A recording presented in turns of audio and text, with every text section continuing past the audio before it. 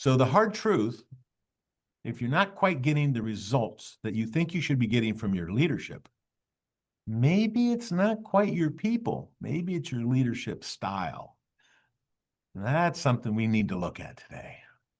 Curious what business owners are doing to double revenue, have more cash flow, work less hours, and provide a better lifestyle for their family? Dive into the world of business growth that leads to guaranteed wealth.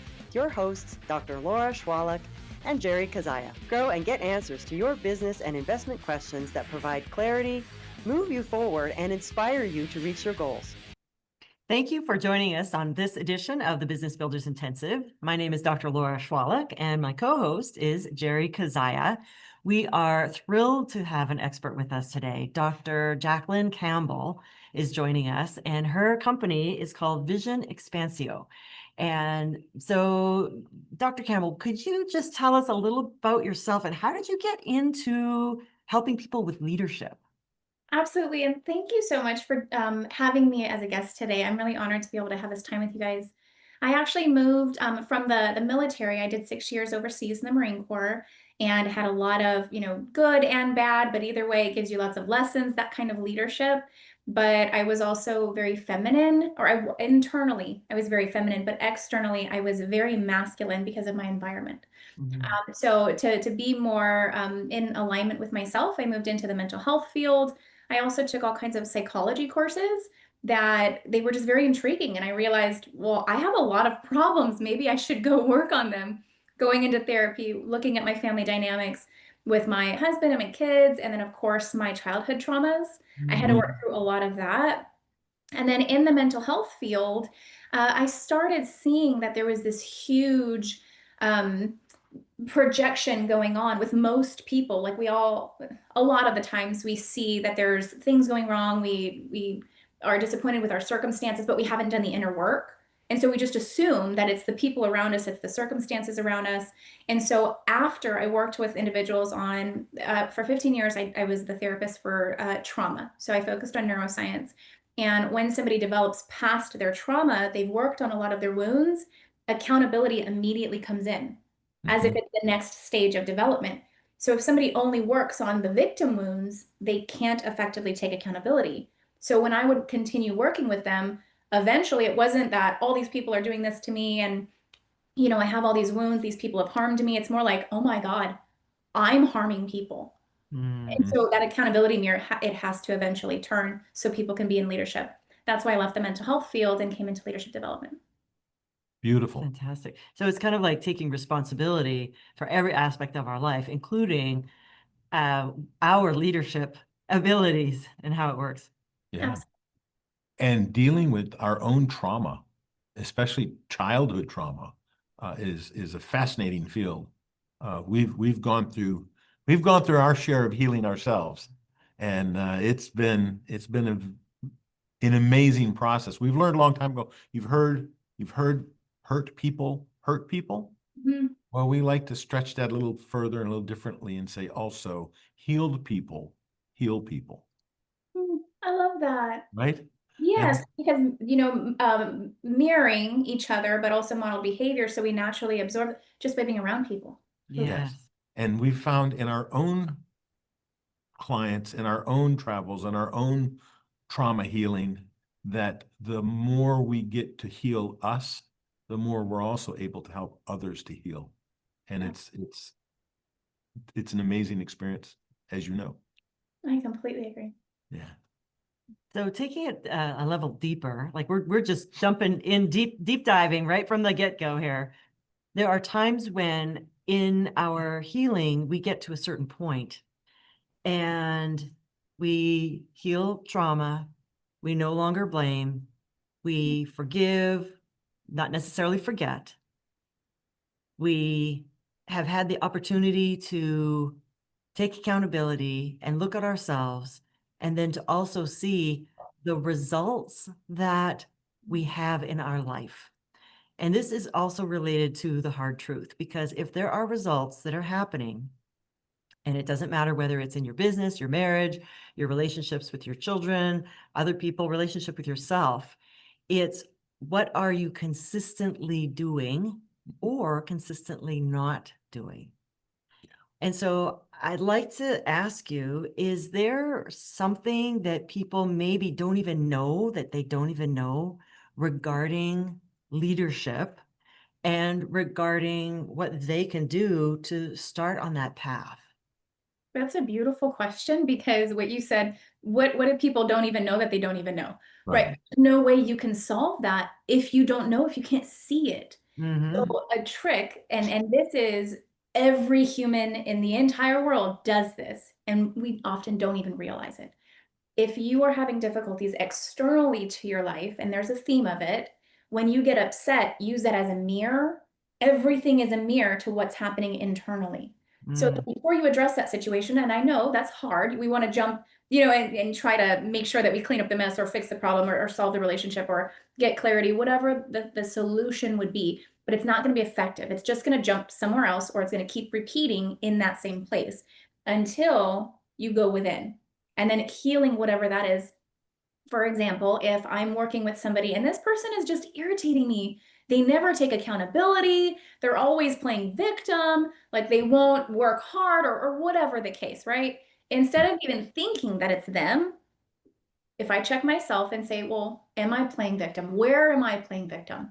Okay, well, maybe I can fix that. Maybe I can take more accountability there. Where am I not working hard? Where can I stop, complaining, or take more accountability? Really sitting with yourself and being open. Your nervous system will tell you if you truly want to hear, because this is where thoughts and insights and old wounds that are keeping you in that state, they surface when you ask. So journaling is a great one. Write down a question, where am I playing victim, and wait for the answer. Because your mind will start processing, and then you write down whatever came up, and then you look at it. You have to feel the emotions involved with it. Sometimes there's resistance, I get that. Working with a coach or a therapist, working with healers, there's so many different ways that you can really unpack all this, but you have to be willing to use I call it the universal mirror, where everything's external to you. It's showing you what's inside. So just work on it. Beautiful. Yeah. And usually when we're upset at someone for something, it's usually the part that we don't like about ourselves. Yeah, I would agree. So that's a good way to go into it, and like, okay, let's journal on this. Yep. We've been journaling every morning for decades. I don't even remember when I started. Jerry, when you opened, you said the hard truth, and you mentioned regarding leadership styles. And I'd like to ask, are there specific leadership styles? Or is it just the different? Well, let me just start with that question. Are there actual different leadership styles? Well, when you're talking about working on yourself and taking accountability, there's always the good guy, bad guy dynamic. I want to be helpful, and I want to, have a servant's heart and save people. They actually end up, by trying to be a good guy, you become more of an enabler. So you have to kind of get out of that. And it's not that a bad guy is a good or a bad. It's just they're two opposites. So when we have balance, then it works a whole lot better. And a lot of times the bad guy, they don't want to hear it. They don't want you to be have emotions at work. They don't want you to work slow. They just want you to, ROI increase, not having human needs, working on the weekends, extending after hours, because they just want more, right? Well, they want to move forward, and the humanness gets lost. So they're usually seen as the bad guy. But I've never met a good guy who wants to be a bad guy, or a bad guy who they say they want to be a good guy, but they don't want to soften because they don't want to look weak. Those are the big ones that I see in terms of the dynamic. But in terms of personality styles or leadership styles, there's so many that there's so many different theories about the right one or the best one. What I think is that looking at yourself, working on your wounds, your natural leadership style is going to be authentic. Whatever that is, when you're in alignment, that is your leadership style. You can't try to be somebody else's leadership style. Does that make sense? Yeah. Yeah, absolutely. And you can't be someone else. No. I mean, be the best you can be. Yeah. Right. I mean, that's just how I look at it. I mean, that sounds very simple and simplistic. And at the same time, man, like you said, when you're in alignment and your gut's pushing you forward, not your belly, by the way, but your instinct, you are going, be, in my opinion, a heck of a lot more effective than trying to mask things and be someone or something that you are not. Right. And part of our problem is it gets covered up by past trauma. And Dan Engel says 70% of us walking around the streets have unresolved trauma that really needs to be healed. So there's a lot of us out there. Well, you're talking about masking. I'm so sorry.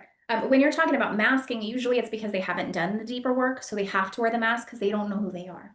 Right. And that mask could be something like their bully, their inner bully that comes forward, or their inner bitch, or their whatever it may be.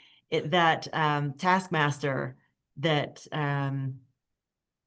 or the what's the word I'm looking for? The perfectionist. Yes. There's so many.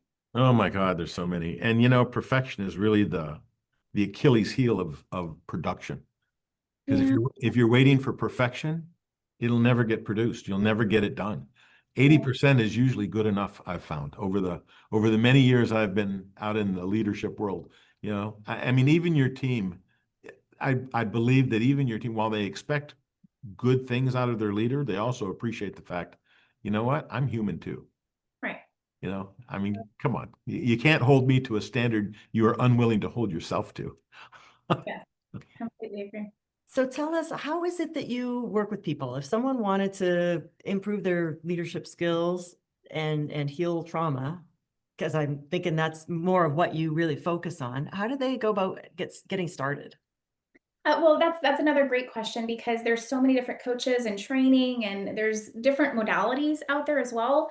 The only reason why I still end up working with trauma, even though I'm in the leadership development and coaching and training space, is because the nervous system knows what it needs to do. I'm actually more of a trainer. So when I work with a client, and we can do a quick exercise if you guys would like to simulate something. Sure. Sure. And I'm sure both of you do plenty of this work. You'll be comfortable being vulnerable on the podcast. But I teach people to use their nervous system, because the nervous system is the best and the most effective way to clear the clutter and make you see you, because you can't hide from it. It's inside you. So when it turns that mirror, you can't deny what it just showed you. Beautiful. So a lot of the difficulties that come up are limiting beliefs, of course, unresolved wounds, and this is a lot of psychological or emotional wounds that are just stuck in the body. They're emotional landmines, and physical, sexual, and violent traumas, of course, but they create cognitive blockages in the brain so that neuroplasticity can't expand to give us access to our full potential, which is a fully developed brain. It suppresses and condenses, so it keeps our awareness of ourselves in the world very limited. And so if you guys are open, it should only take a couple of minutes to do. It's called a float back. And if you feel comfortable, go ahead and find something in your present reality, something that's upset you or irritated you. It could be anything, but try to stick with something professional, something with work. Let me know when you got it. Is this we're going to talk about it out loud, or we'll just keep it internal? It's completely up to you, because we don't want to, derail the podcast, because it is an exercise. But at the same time, if you want to just tell me, like, in a couple of words what it is, we can go with that. Okay. Do you have something? Go Yeah, ahead. Sure. Okay. Yeah. For some reason, I'm blocked hiring a new general manager Okay. for one of our companies. The last 3 have been not good experiences. So it's like, man, do I really want to go through all that crap all over again just to be further disappointed and lose another 6 months? I mean, I put it, just so you know, for the record, this is a real thing. And I have put a deadline on myself to have a new GM start by January 1. So I've got this process that, even though I have a block on it, I'm going to push through whatever I need to get it done, because, well, that's just who I am, right? Right. But if there's a way that I can remove this block and make it more pleasant, more fun, more effective, more beneficial, etc., I'm all about it. Let's play. So let's say you do, because part of the blockage is the resistance, right? And that Right. is based off of, like, you've had bad experiences before, right? So you wasted your time, so to speak. Time and money. Say that one more time. Time and money. Time and money. Yeah. If you do end up wasting your time and your money again, how does that make you feel about yourself as a person? It makes me think that I am not as wise regarding hiring as I could be. So it's something I would probably work on more. So when you said that I'm not as wise as I could be, how did your body respond? Did you have any sensations, negative or even weird? No, I don't believe so. I was more thinking about how I would word things than that was really my concentration, I believe. I didn't No. really feel, I didn't, like I'm checking in now. Okay. Um, If you're not as wise as you could be, how does it make you feel about yourself as a person? well, if I'm not as wise, oh boy, I need to work on that. I'm with all the grays, I'm supposed to be the wise elder. So with those words, if I'm supposed to be the wise elder, but I'm not, does your body respond? I feel deficient. Right? Where physically in your body is that sensation? Probably right in my upper chest area. Okay. So that's the brain and the body trying to disconnect because it loves to have avoidance until Mhm. you go a little bit deeper, and all you need is the sensation in the body. But we got it in the chest. And what about you, Laura? What's a recent situation with you?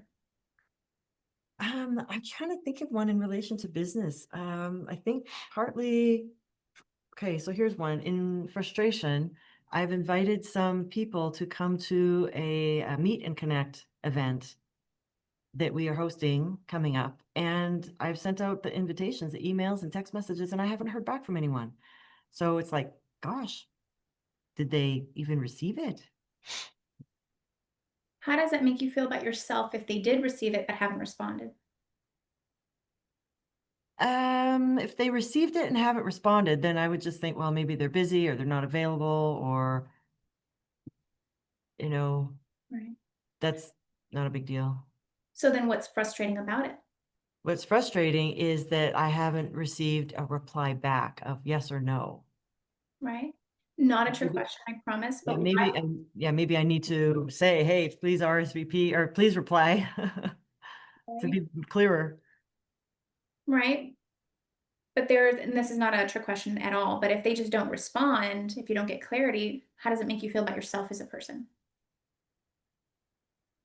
Unheard, invisible, When you said that, how did your body respond? kind of empty in the upper chest area, just kind of Okay. empty. All right. So go ahead and if you feel comfortable, you can close your eyes, but you don't have to.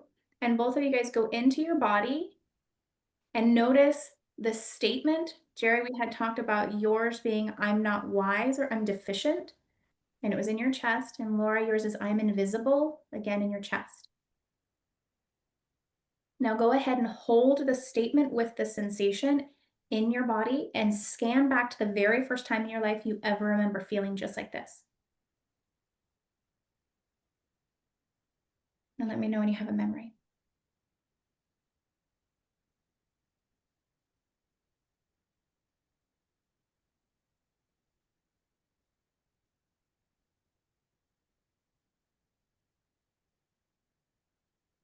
I don't have a specific memory.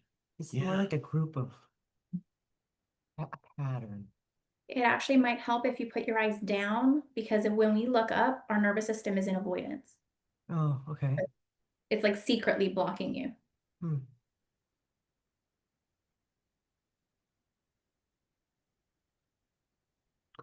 Oh, I'll probably go with, okay, I think I have one.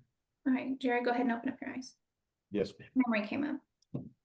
What memory came up? Yeah, our situation. Um, young child being rejected by my mother, How old were you? less than 2. How's your body feel right now? Neutral. Right. And Laura, what's going on with you? I'm not really seeing a specific memory of the first time. And it's more in my throat. It's like my voice is not being heard. Right. Did you think of something like a memory or a period of time in your life that you're like, no, that doesn't relate? Like something popped up? No, No, but it was. it seemed more like a grouping of incidences, like a similar pattern of like Okay. saying something and no one responding, saying Right, something and not being heard. Like there's so much other chaos going on in the people around that they don't even hear me. right. And then your throat, the sensation got stronger, right? Yeah. Okay. So I'd like Like for I had to be louder. right. So I'd like for both of you guys to just go ahead and think about your favorite thing in the entire world. Like it could be hammocks or parks or the cabin in the snow. Mine is reading a book by the window for some reason. Whatever it is that you just really love, and go ahead and picture that. And take a few really, really slow, long, deep breaths. And activate all of your senses while you're in that visual, as if you're really there.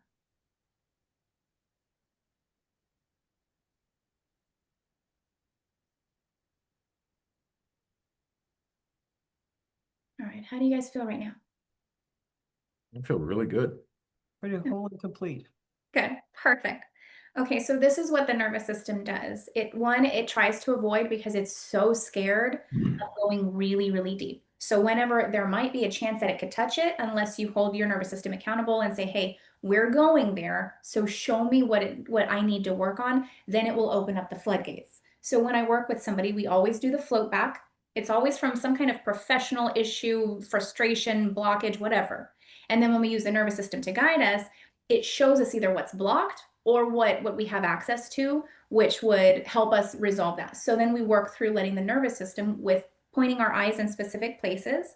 Our optical nerves are connected to our nervous system and it knows how to organize. I'm just teaching people and then setting the stage, and then they hold their eyes in a very specific point because I'm talking to them and I can see where they're needing to put their eyes. And then the nervous system starts clearing it out. So for you, Laura, what it would do is organize all those things that it was bringing up that with your throat, it started getting stronger because there's a lot still blocked and it's like suppressing your voice. So it will release so you can effectively use your voice or even feel heard. Maybe you already are using your voice, but it's not fully integrating into the body that you are noticed. Well, it's got to clear all that clutter in order for you to not, get frustrated the next time people don't respond. You just move on or whatever the case, right? It makes it easier. And then, Jerry, for you, something that young, age 2, it did give you the image. It didn't block you, but it did block the emotions. That young, those are the pre-verbal years. If something goes that young, it has the potential to, I call it the domino effect. If you reprocess this memory, you hit that domino, and throughout the rest of the years you've been alive, which is a very long time, you just said like these gray hairs, right? You have billions of memories that are associated, and this is the feeder to it. Okay. When it comes to me, it sounds like something that might be a little bit deeper is trusting yourself, because you said I'm not as wise as I could be, right? But it's actually this feeder memory at age 2 being rejected. And to me, it probably would go with the insufficient or feeling inadequate. Your words were deficient, like it's literally connected to everything else. So Right. the reason why I blocked the emotions, though, is because it's a pre-verbal memory. It's going to be very emotionally packed. Wow. So that's how it gets into the trauma work, and that's how I use the nervous system to work with it. And I just train people, this is what your nervous system is doing, this is how you get past it. And then pretty much I'm giving them the keys because I teach them to use the technique so that they don't need me anymore. And then if they do continue training or coaching with me, it's just a sounding board. But really the nervous system is the key. It knows how to clear itself out. Wonderful. And do you work mostly with people who are business owners, or you work with the whole gamut, relationships, marriage, you name it, whatever it is? So I appreciate that because, there's a lot of leaders that I work with, that whether it be executives or business owners, because that is the majority of who I market to. But they usually, sometimes they have their business partner is their spouse. So I still end up working with the couple, and the relationships are always mirrored in the business. Always. It's because our Yeah. nervous system is mirroring what I do at home, I also do in business.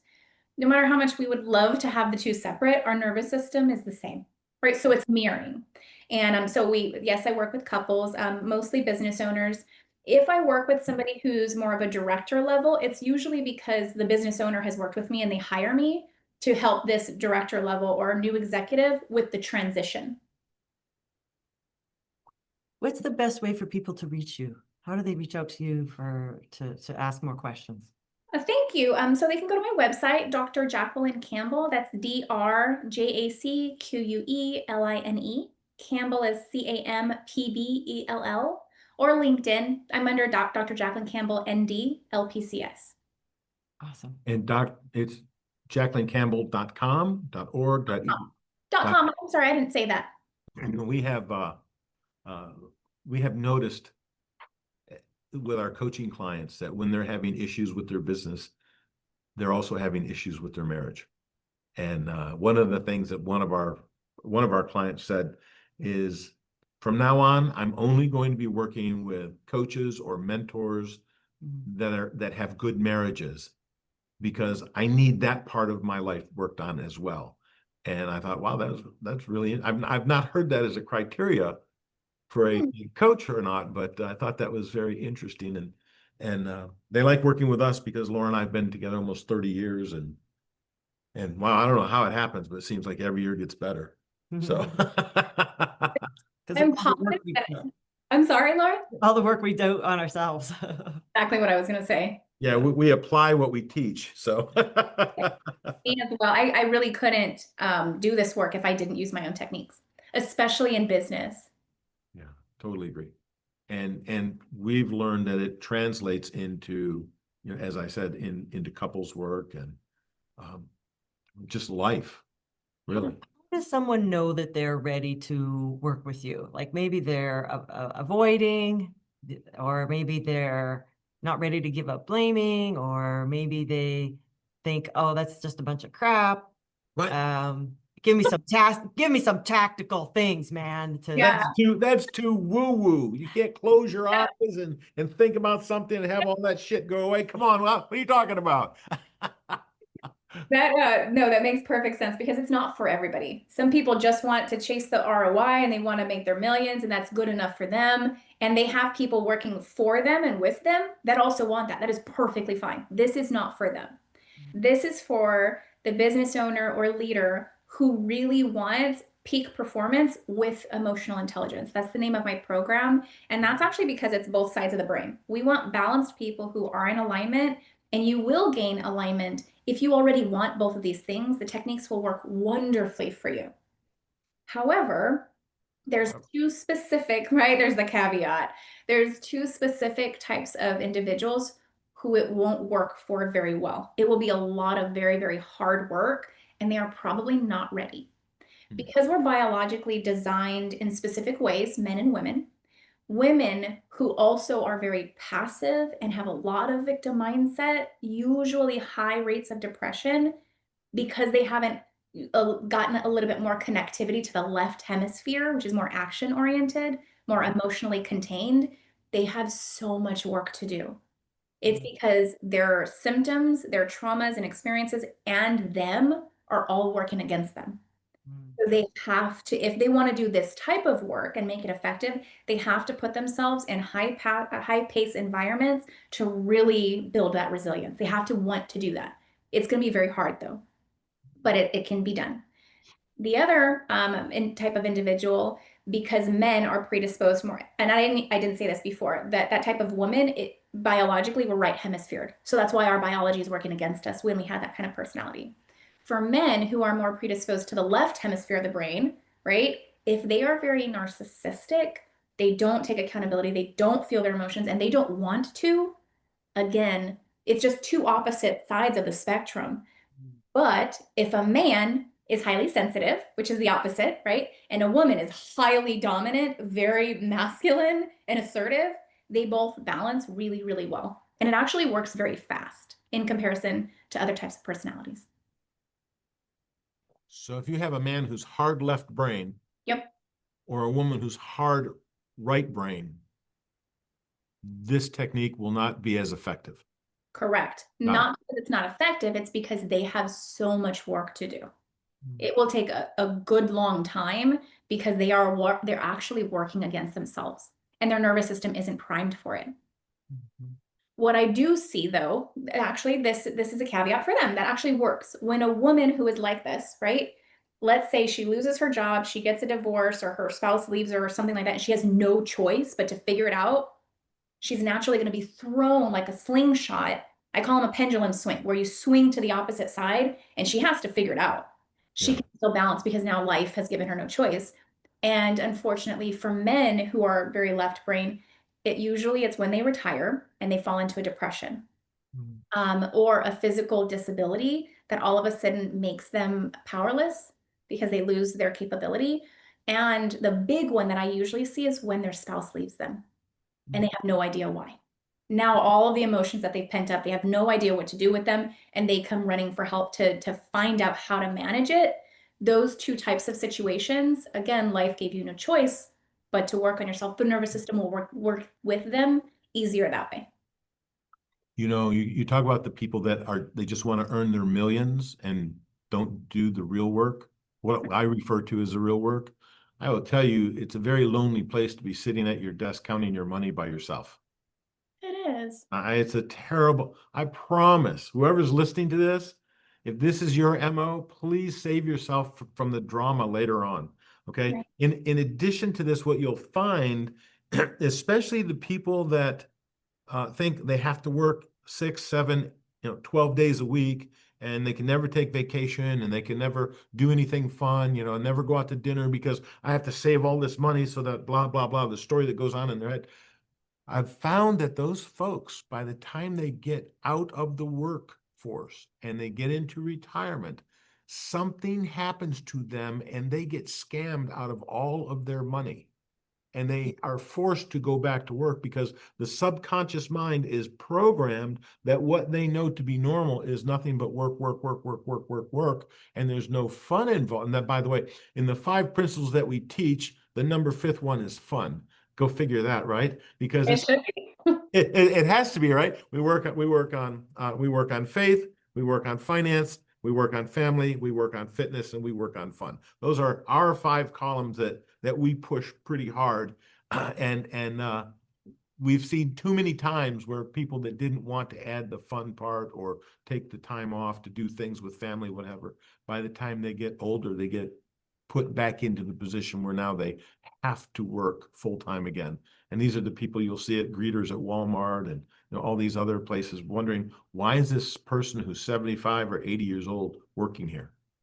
You'll, if you could dig behind it and get to that, had they cleared this stuff out when they were younger, they wouldn't be doing that perhaps.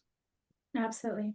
I've worked with so many multimillionaires that they just didn't feel fulfilled. So they had a lot of anxiety, a lot of addictions, a lot of relationship issues, not feeling, and of course, depression. And then once the nervous system starts showing the internal mirror turns, they cannot believe that they did it to themselves. Yeah. And because you can't hide from your nervous system. And when it shows you, you can't not see it. That it's like, this is what you've done for the last 40 years. So you have to change. Something's going to change. Yeah. And it may not be a pleasant change if you're not steering this in the direction you want it to go. Right. Yeah, definitely, man. This is good stuff. Good stuff. So at the end of every episode, we ask our listeners to answer a question, usually for themselves. And the question I have today is this: coming back to the hard truth.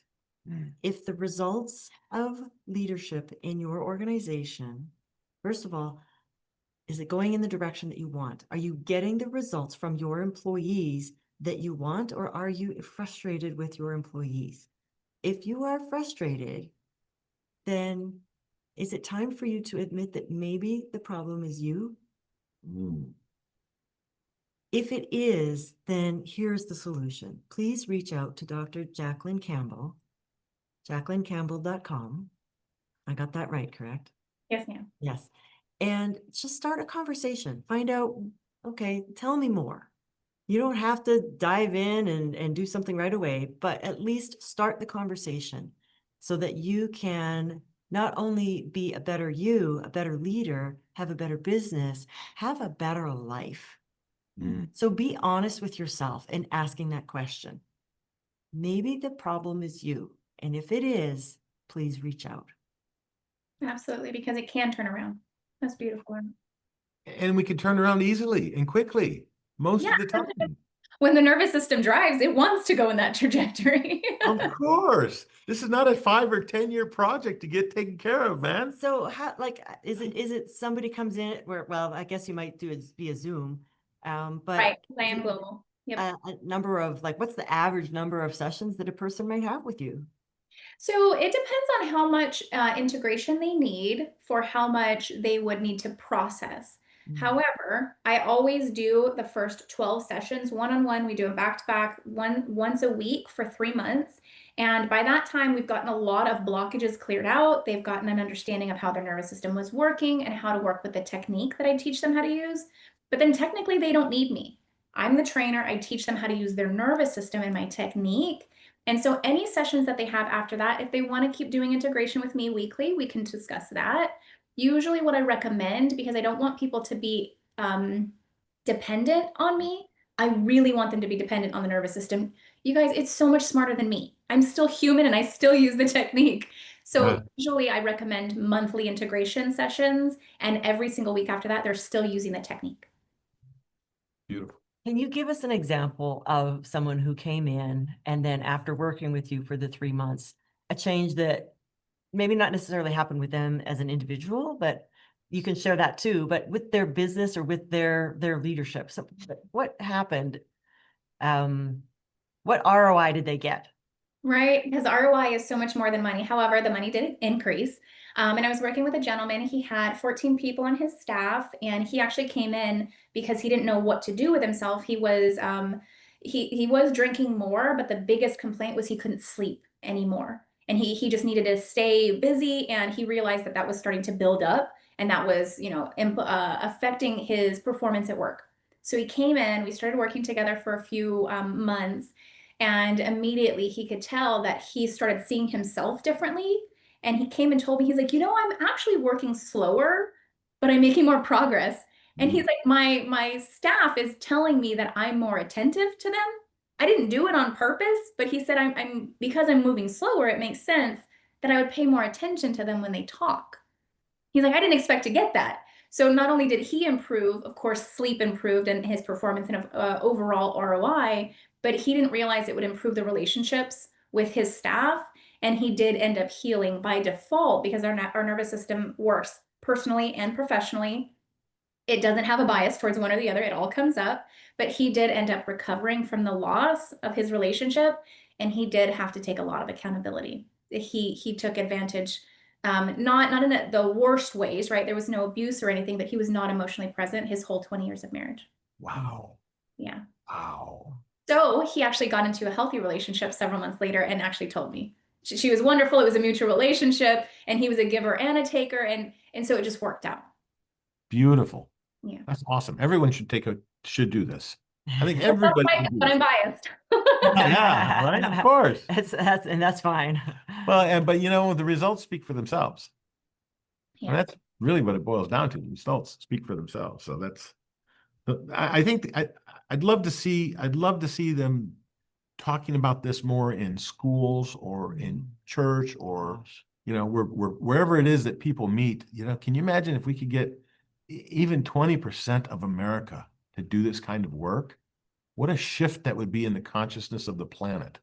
I completely agree. And I was actually on the trajectory when I left the mental health field. And so if anybody's an investor who's listening right now, I created a program where we were going to do a 12-month SAS on a certification for emotional intelligent leadership and implement it into police departments, school systems, and hospitals because of what you just said. But then the investor got sick and he was in and out of the hospital. We ended up losing him. And so I just kept moving forward on my own. And I know that at some point when the right time is there, we're going to do it. So I completely agree with what you're saying. But I also think that if people don't have access to something exactly like this, if they really just do the deep work, it's still worth it. And so talking about doing deep work, what are your feelings of doing deep work with altered states? Psychedelic medicine and therapies. Yes. Well, I love it. I'm a fan personally because it gets you deeper than a lot of our conscious techniques that we use. There's only so much access we can get while we're fully conscious, right? And the subconscious is so deep, we have to use tools to get deeper. However, it's also more of a sacred exercise with connecting you to yourself at such a deep level. The healing that's provided, I personally don't believe that that type of healing can be done with somebody else. You can do a lot more work with people and then go to psychedelics and get to a deeper state. But really, the deepest state that we're needing is the connection to self. And that's what they help with. Years ago, I got trained in psychedelic therapy, psychedelic assisted therapy for that reason. And that's when I realized, eventually talk therapy is just going to be integration for something that's getting, that deep. And that's the mental health field that needed that shift. I hope and pray that you are correct. I hope that the stigma of psychedelics gets wiped off the face of the earth and people realize what amazing products these are, what amazing medicines, what I don't tools. necessarily want to call it a medicine because it's not a It's the current term that people use. Right, but I agree with you. Right. It's a current term that people use because they understand the term medicine, but it is a product. It is a tool. It is, whether it's a chemical, whether it's a plant, it doesn't matter. Do you have a preference on which product you like best? So because I got my doctorate in naturopathic health, so I'm way more supportive of plant-based anything, natural, organic. However, I did do ketamine, which is, it's, pharmaceutically created, and it was still very effective. It was a good experience, but then I also felt an avoidance towards it too, because even though I tried it and I did get some healing, like it did help, but I still, and our body knows, eat processed foods or eat organic, right? Like it kind of already knows where, like once you start healing at a deeper level, your body already is going to have a resistance to something that it really should avoid, but in a healthy way, right? So I started feeling that towards ketamine, but not everybody feels like that. So there are several different options. Well, ketamine's a disassociative for one thing, so that kind of separates, it disconnects you from. I mean, in my experience, it really has disconnected me from a lot of my feelings. I mean, I had great experiences. I'm not saying anything negative about it. I don't believe, but it actually disconnected me from a lot of the feelings where other products haven't. And like you, other products helped you feel even more connected. Yes, thank you. That's the proper way to say that. Thank you. But like you, I've had a lot of experience, and I've found the things that I happen to like the best, and I can only agree with you that talk therapy is the integration part that is required. And if you're just going to do a psychedelic trip and hope that that's going to take care of all your issues, let me just clarify that and say less than 20% of the healing happens with the medicine. The 80% happens outside of the medicine through the integration. Integration is, I mean, you have mindset and setting, set and setting, and to me, those are critical, but the integration is perhaps even more so, because you can have almost a bad mindset and poor setting and proper integration and still get the healing aspect of the experience, from my experience. I agree with you, Jerry. The other thing for people to keep in mind, though, too, is that a lot of, and I'm not saying this for everybody, right? You always have to be aware of who you're working with, but there's some therapists who are trained in psychedelic therapy who have never done it. Right. I personally would not recommend that. Go with somebody who has a history of already using different psychedelics, and then they do psychedelic integration therapy with you. Yeah, it's such a wild west experience right now. You have everybody hey man, I got high in my neighbor's garage last week. I want to be a psychedelic coach. Oh dear God, no. Please don't do this to yourself. Oh yeah, I did this one thing. I went to, no, stop. Go back, sit this one out, okay? Get some training, go do some other stuff, and leave it to Jacqueline. She's the pro here. There's so many great people who can do it. And I think that the more podcasts like this we discuss it, the less stigmatized it will actually be. Yes, and I agree. And that's why I try to bring it up as relevant and as it is, whenever I can, I try to bring it up because I think we have to talk about this. I believe that when they Schedule One everything back in the 80s, I think that's, in my opinion, probably one of the greatest crimes against humanity that we will experience in this lifetime. So, because it's such powerful tools. So, yeah. Anyway, Just give us your contact information one more time, One and more then time. we will close this episode. Perfect. So if anybody wants to go to my website, it's drjacquelinecampbell.com. DrJacqueline. Campbell is Campbell. And if you want to find me on LinkedIn, it's Dr. Jacqueline Campbell, ND, LPCS. LPCS. And Excellent. thank you so much. I just so enjoyed chatting with you, and I look forward to our next get together. And And today is a great day to heal. today is a great day to heal. Amen. Thanks for you. being here, Doc. We'll see you next time. Grow and get answers to your business and investment questions that provide clarity, move you forward, and inspire you to reach your goals. Share the show and connect with us at BBMMUSA.com to submit questions and learn more. That's BBMMUSA.com.